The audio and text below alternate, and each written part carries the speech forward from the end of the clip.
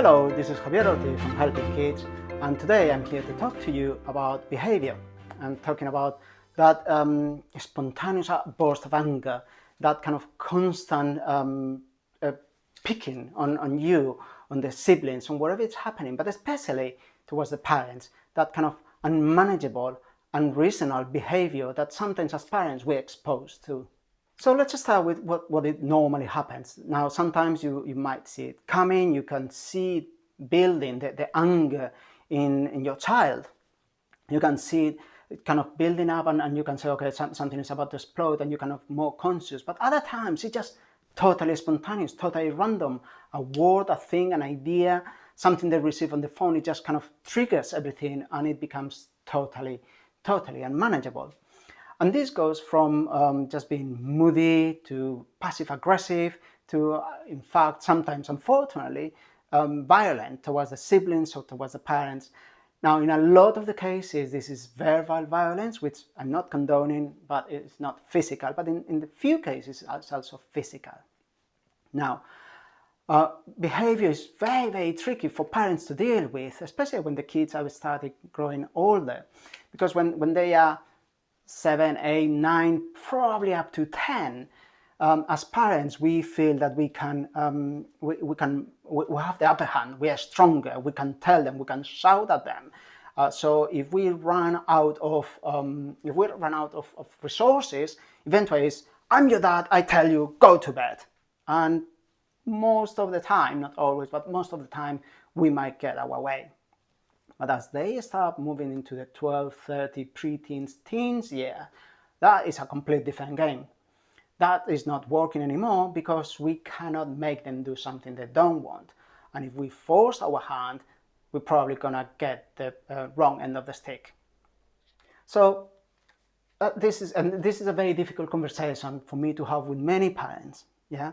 But one thing that I want you to understand is that, and I work with thousands of kids, and many of them with a behavioral problem.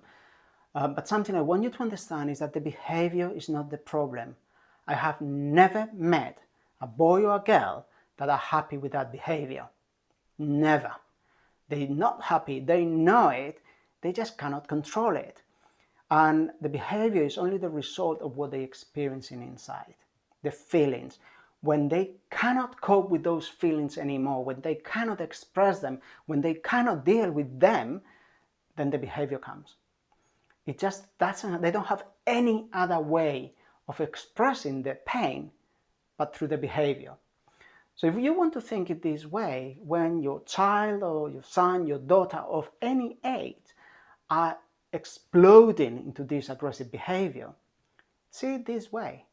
Just understand the pain that they're going through to do something they're not proud of, something they don't like, to allow themselves to mask those feelings.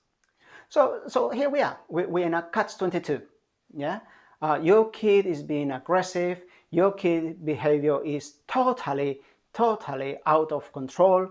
And at the same time, you have other siblings to look after. You have yourself to look after, and you are, let's be honest, we might be out of our depth. So what is that we can do?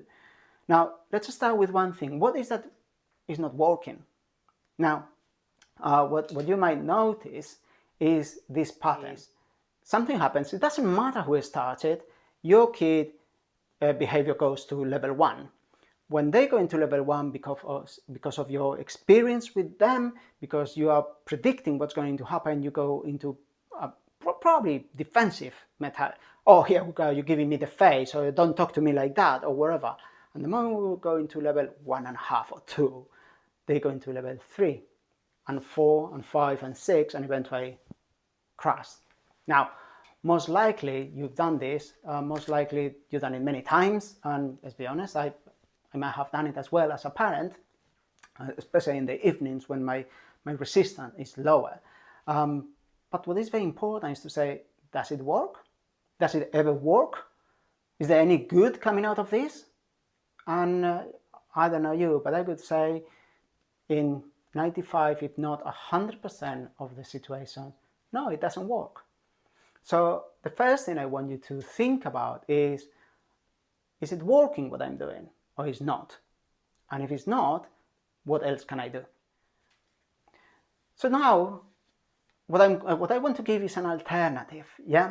And again, remember, behavior is very difficult. There is no magic bullet. There is no one conversation. There is no one thing you're going to do that is going to change that person's feelings for good, yeah? Or at least I haven't found it, so I can only share with you my experience of 10 years. The alternative is really is de-escalate. Who is the adult here? You are the adult, yeah? If your child goes into level 1, you stay at level 0. Do whatever it takes to stay at level 0. If your child goes to level 1.5, 2, 3, and 4, because remember, that's what they're predicting. In their mind, that's what they're expecting. So you staying in level 0, it only means that they have to up the game, yeah? So you stay there. You do anything in your power to not engage, period. You avoid engaging. That's it. You don't go there. Obviously, you have a duty of health and safety towards your son or your daughter who is having the emotions. You have a duty of care towards your other kids and towards yourself and your partner. So just make sure that everybody is safe and then avoid engaging. I'm not talking about ignoring. I'm talking about avoid engaging in that argument, because you know where it's going to end up and there is no winner. There is no result in that alternative. So do whatever it takes. Make yourself a cup of tea. Go to buy a pint of milk. Go to sit down by the telly. Whatever it is, avoid engaging. The second part that I want to share with you is it's not about ignoring, as I said. You have to say, understand how you're feeling. I'd like to talk to you, but I think you need to be a bit calmer. Whatever it is, come up with a line for yourself, yeah? Connect with his or her feelings in the moment. So really calmly, just say, understand your feelings. I'm happy to talk to you about this. Let's just talk it when you are a bit calmer. I'm here for you. And that part of I'm here for you is hugely important, because they know that you are there for them. You're supporting them, you're connecting with them, you're giving them the positive connection that they're looking for. They just don't know they need it. Now, once that they calm themselves down, and never take this for granted, leave them a bit more time rather than less, ensure that they calm, then it's the moment to have a heart-to-heart conversation. And it's a we conversation. It's not a you or me, it's not you said or what, it's a we. And the conversation goes on this way. This is not working for us, is it? And what you do in this first point is you acknowledge his or her feelings, but also yours. You put it out in the open that whatever is happening is not working. Yeah? Now they know it, you just put it out in the open. The second part is, I don't think you are happy this way. I don't feel you being happy when this happens.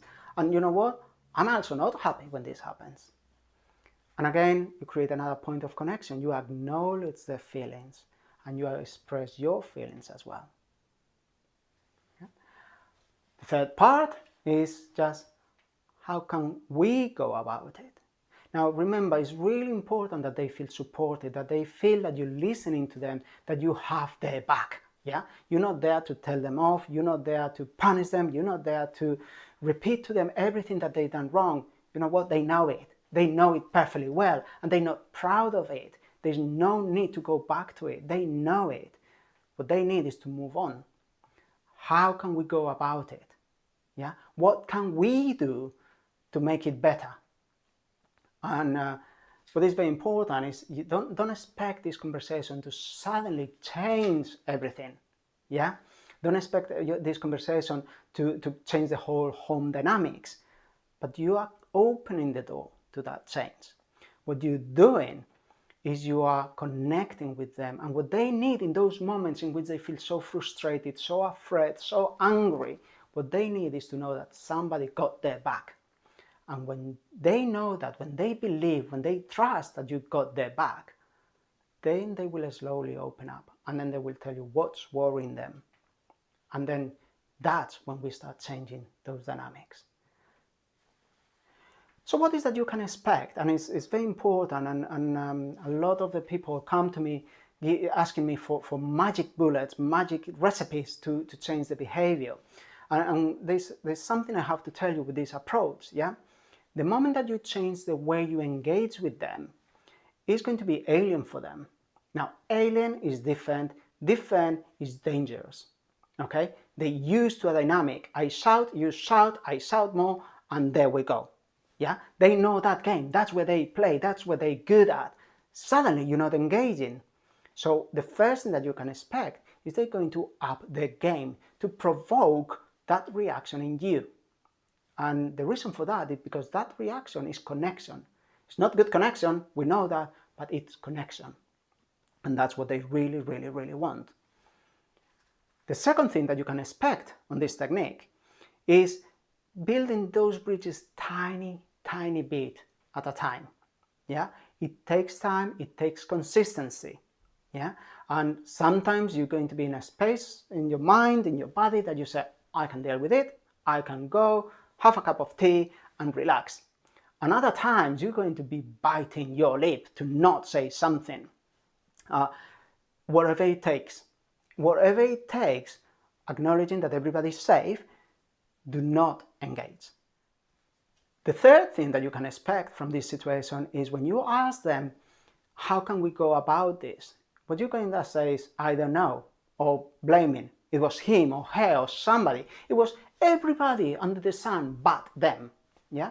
And that's okay. That's fine. It's a strategy like anybody else. The question is, you go back to say, okay, yeah, but you know what? We cannot change your teacher or your friend or whatever. But how can we, you and me, go about this? And what we're really building, what I want you to expect, to create, to aim for, is that moment of connection. That precious few seconds of connection in which your son and your daughter feels that you got her back and that she is totally connected with you. Now, it's not how I feel I'm connected with her or with him, it's how they feel they are connected with me. And then things start happening. And the last final thing I want to tell you is, as I said, unfortunately, no magic bullet, no golden technique here, but just consistency and care. So again, try it, do it, comment it. I know that for some people it's going to be very, very difficult because the situations can be, and I know, I'm perfectly aware, can be very extreme, but don't wait for those extreme situations. Go for the smaller ones, go for the manageable one, and start creating that connection with your kid at any age, at any point, and use every opportunity they give you to create those connections. Over time, you're changing the home dynamics by allowing them to feel connected with yourself. And that's the end of the episode. As always, thank you very much for listening. I hope that you found it useful. And again, as I said before, comment, ask questions, leave your comments. What do you think? Have you tried it? Have you not? What else do you do? Please feel free to share. That's why we are here for, to all learn from each other. And from my part, just to say thank you and look forward to see you in the next video. Have a good day. Bye.